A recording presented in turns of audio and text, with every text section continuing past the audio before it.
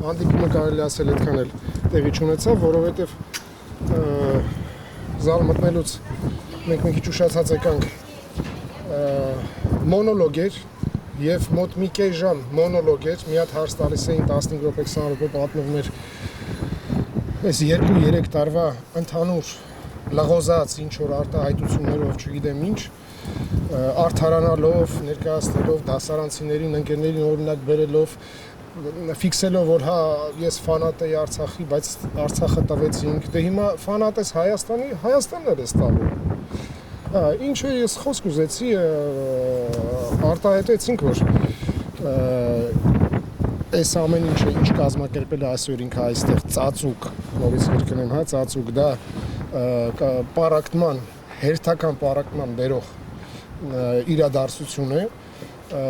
առայն որ իրա վարած քաղաքական այդ բանաձևը պարակտիր, որ տիրես, Բրազիլիայի վլաստը պարակտիր ու թագավորի իր պարագայում, նշելով, որ մենք այսօր Հայաստանում ունենք առկա պրոբլեմներ, դա ռեպրեսիաներն են, դա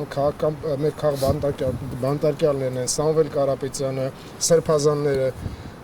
ֆիքսելով այն, որ ինքը մի հրամանով ձև քթեք խանութը փակեք, ձև քթեք Սամվելին փակեք, ձև քթեք